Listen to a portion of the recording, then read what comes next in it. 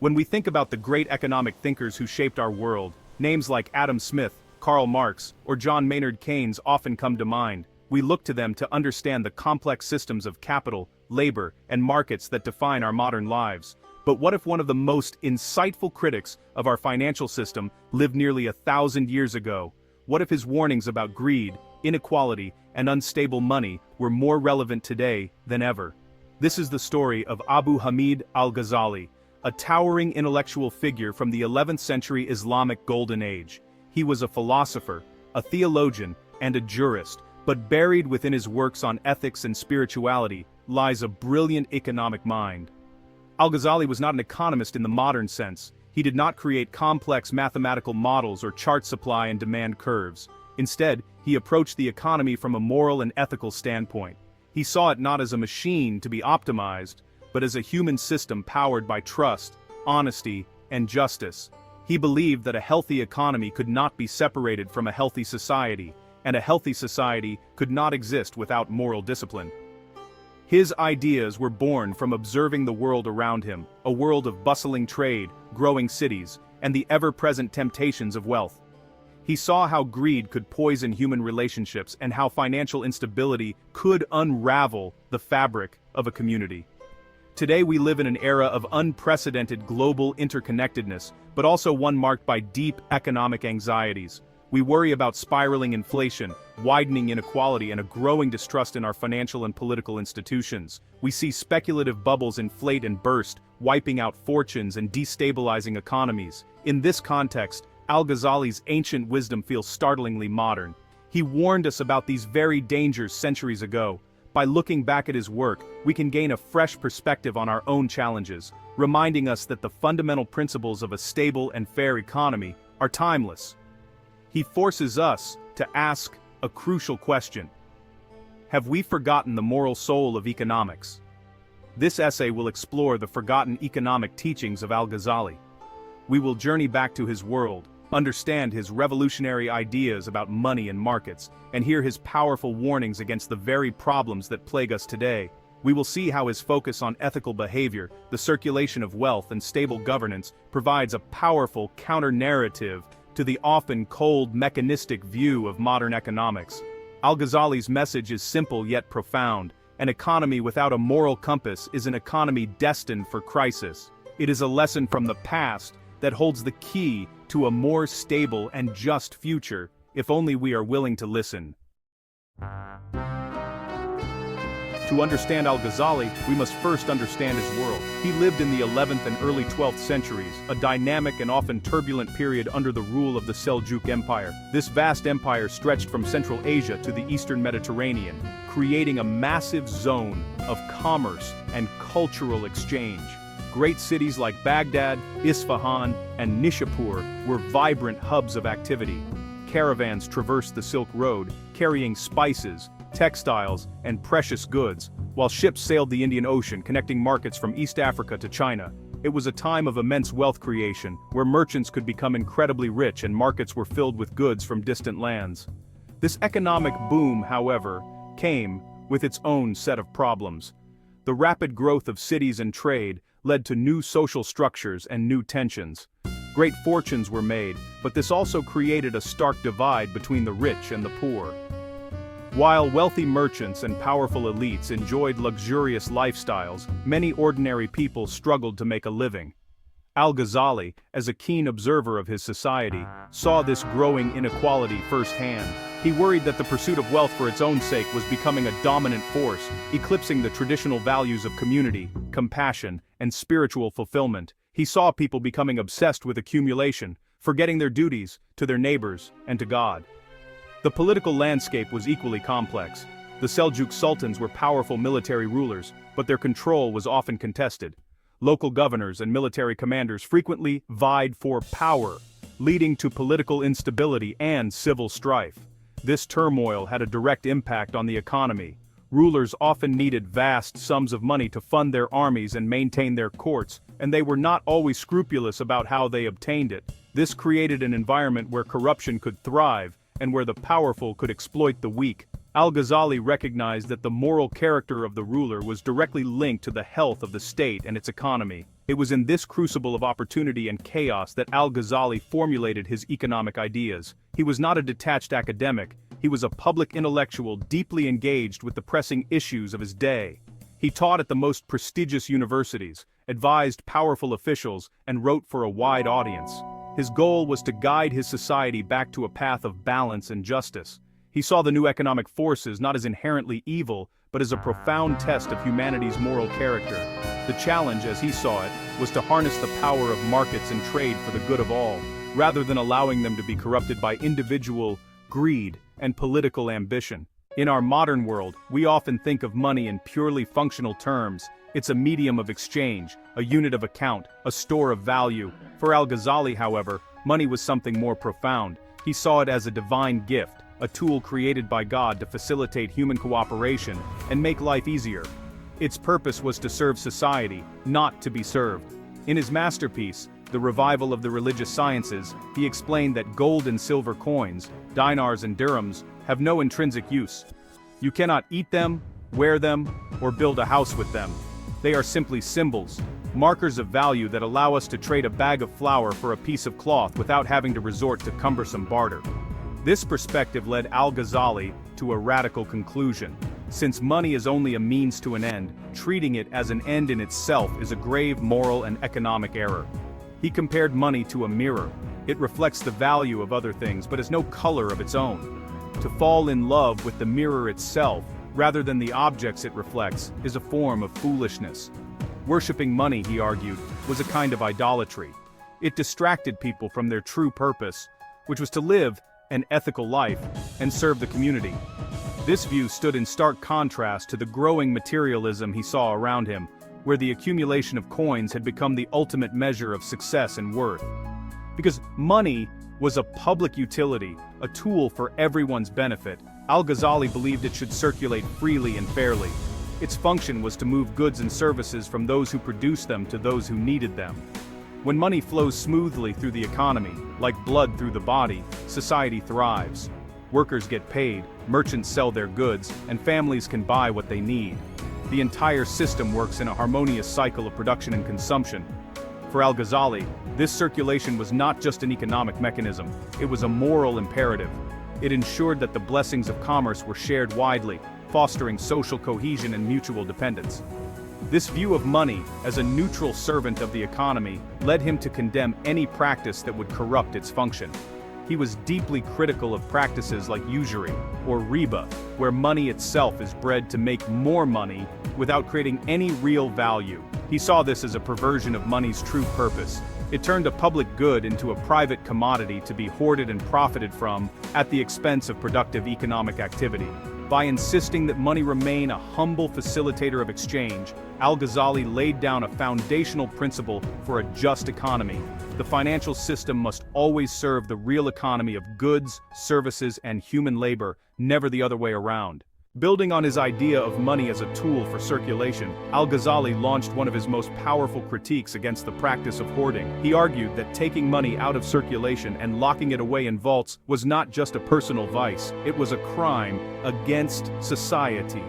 He used a powerful analogy to make his point. Hoarding money, he said, is like imprisoning a messenger. The messenger's job is to travel and deliver important messages that keep the kingdom running. If you capture the messenger, you disrupt communication and cause chaos. Similarly, when a wealthy person hoards coins, they are imprisoning the very tool that allows the market to function. The economic consequences of hoarding, as Al-Ghazali saw it, were devastating. When money is removed from the economy, the flow of commerce slows to a trickle. Merchants cannot find buyers for their goods, so they stop ordering from producers. Artisans and farmers cannot sell their products, so they have no income to buy what they need. This creates a vicious cycle of economic stagnation. People lose their livelihoods, poverty spreads, and social unrest begins to brew. The hoarder, sitting on his pile of gold, believes he is secure, but in reality, he is undermining the very economic system that gave him his wealth in the first place. He is, in effect, sawing off the branch he is sitting on. Al-Ghazali's criticism was rooted in a deep sense of social justice. He believed that wealth was a trust from God, and its owners had a responsibility to use it for the common good. Hoarding was a betrayal of that trust. It represented a profound selfishness, a preference for one's own security over the well-being of the entire community. He saw it as a symptom of a society that had lost its moral bearings, where fear and greed had replaced cooperation and compassion. The act of hoarding was a clear signal that the wealthy no longer trusted the economic system or their fellow citizens, a breakdown that could lead to complete social collapse. This warning against hoarding has powerful echoes in our modern economy. We see a similar phenomenon in the massive accumulation of capital by a tiny fraction of the global population. When vast sums of money sit in offshore accounts or are used for purely speculative ventures rather than being invested in productive enterprises, it has a similar dampening effect. It starves the real economy of the capital it needs to create jobs, build infrastructure, and innovate. Al-Ghazali's 11th century insight remains sharp and relevant. Idle wealth concentrated in the hands of a few is not a sign of prosperity but a symptom of a deeply dysfunctional and unjust economic system. For Al-Ghazali, a functioning market was built on something far more valuable than gold or silver. It was built on trust. He understood that every economic transaction, from a simple purchase at a local market to a complex long-distance trade agreement, contains an element of faith. The buyer trusts that the seller is providing a quality product at a fair price. The seller trusts that the buyer's payment is genuine. Workers trust that their employers will pay them for their labor. Without this foundational trust, economic activity would grind to a halt. Every deal would require costly verification, and the fear of being cheated would paralyze commerce. In his writings, Al-Ghazali laid out a detailed code of ethics for merchants and craftsmen. He condemned practices like false advertising, hiding defects in goods, and using inaccurate weights and measures. He called these acts not just dishonest, but a form of theft that eroded the very fabric of the market. When consumers can no longer trust sellers, they become hesitant to buy. This reduces demand, hurts honest merchants, and ultimately harms the entire economy. For Al-Ghazali, honesty was not simply a personal virtue. It was an essential piece of economic infrastructure as important as roads or ports. It was the invisible currency that made all other transactions possible. This emphasis on trust extended to the world of contracts and debt. Al-Ghazali stressed the importance of honoring one's commitments. A promise to deliver goods or repay a loan was a sacred bond. Breaking that bond was a serious moral failing with significant economic consequences. When contracts are not respected, the risk of doing business skyrockets. Lenders become unwilling to extend credit, and suppliers become reluctant to provide goods without upfront payment. This lack of credit, or what we would today call liquidity, can choke off economic growth, especially for small businesses and entrepreneurs who rely on it to operate and expand. A society where promises are easily broken is a society where economic opportunity withers. Looking at our world today, Al-Ghazali's focus on trust seems more prescient than ever. The 2008 global financial crisis was, at its core, a crisis of trust. It was triggered by complex financial products that obscured risk and by institutions that betrayed the faith placed in them by the public. Today we see a lingering distrust in banks, corporations, and even governments. This skepticism makes our economies more fragile and recovery more difficult. Al-Ghazali's lesson is clear. You can have all the capital and technology in the world, but if you lose trust, you lose the essential lubricant of economic life. Rebuilding that trust is the first and most crucial step toward a stable and prosperous society. Al-Ghazali reserved some of his sharpest criticism for rulers who tampered with the nation's currency. In his time, coins were made of precious metals like gold and silver. Their value was supposed to be based on the amount of pure metal they contained. However, a common and tempting practice for cash-strapped rulers was currency debasement. This involved secretly reducing the amount of precious metal in new coins, replacing it with cheaper base metals like copper, while forcing people to accept them at their old face value. This was a way for the state to create money out of thin air to pay its soldiers and debts, but Al-Ghazali saw it as a catastrophic act of official deception. He described this practice as a grave injustice inflicted upon the entire population. When the ruler debases the currency, he is essentially stealing from every single person who holds that money. The new, less valuable coins flood the market, causing the value of all money to fall. This is what we now call inflation. Suddenly people find that their savings are worth less and their wages can buy fewer goods. It disproportionately hurts the poor and those on fixed incomes, who have the least ability to protect themselves from the rising cost of living. The ruler, in trying to solve his own financial problems, creates a much larger crisis for his people. Al-Ghazali understood that a stable and trustworthy currency was a public good of the highest order. It was the government's solemn duty to protect its integrity. When the government itself becomes the source of monetary instability, it shatters public confidence not only in the currency, but in the state itself. People quickly realize they are being cheated. They may start refusing to accept the official currency, resorting instead to barter or foreign coins. This undermines the government's authority and can lead to economic chaos and political rebellion. The ruler's act of deception, Al-Ghazali warned, would ultimately lead to the ruin of his own kingdom. This ancient warning about currency debasement speaks directly to our modern concerns about monetary policy and inflation. While we no longer use gold coins, governments and central banks still control the money supply. When they print excessive amounts of money, it can lead to the same outcome Al-Ghazali described, a general rise in prices that erodes savings and destabilizes the economy. His core message is that the custodian of a nation's money has a profound responsibility to maintain its stability and value. Abusing that power for short-term political or fiscal gain is a betrayal of public trust that carries severe and long-lasting consequences for everyone.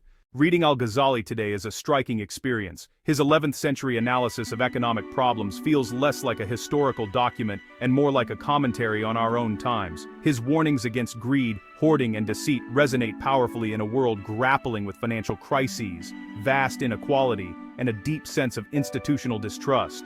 He identified the root cause of economic dysfunction not in faulty models or market mechanics, but in human behavior, specifically the vices of greed and fear. He saw how the insatiable desire for more wealth could lead to reckless speculation and the creation of bubbles, while the fear of loss could lead to hoarding and economic stagnation. Al-Ghazali's ideas provide a powerful lens through which to view modern economic events. The 2008 financial crisis can be seen as a perfect Ghazalian case study. A system driven by greed created complex, opaque financial instruments that few understood. When trust collapsed, fear took over, leading to a freeze in credit that nearly brought down the global economy. Similarly, his critique of wealth concentration speaks to our current debates about economic inequality. He understood that when wealth becomes trapped at the top and fails to circulate, the entire social and economic body becomes sick. He provides a moral language to describe why this is not just inefficient, but fundamentally unjust. His solutions, too, remain profoundly relevant. He called for an economy based on cooperation, fair exchange, and meaningful work. He advocated for the circulation of wealth through investment in productive enterprises and charity, ensuring that everyone had the opportunity to participate and benefit. He demanded integrity from leaders and stability in the monetary system, recognizing that these were the pillars upon which public trust was built. These are not radical or complex ideas. They are principles of fairness and mutual responsibility that form the foundation of any healthy human community, whether in the 11th century or the 21st. In the end, the most important lesson from Al-Ghazali is that economics can never be separated from ethics. We have spent the last century trying to turn economics into a pure science, a value-neutral field of numbers and charts. In doing so, we have often lost sight of its ultimate purpose, to create a system that allows human beings to flourish. Al-Ghazali reminds us that markets are human institutions, shaped by our values and our flaws. To build a more resilient and just economy, we need more than better models. We need better ethics. By rediscovering the wisdom of forgotten thinkers like Al-Ghazali, we can begin the crucial work of restoring the moral soul of economics.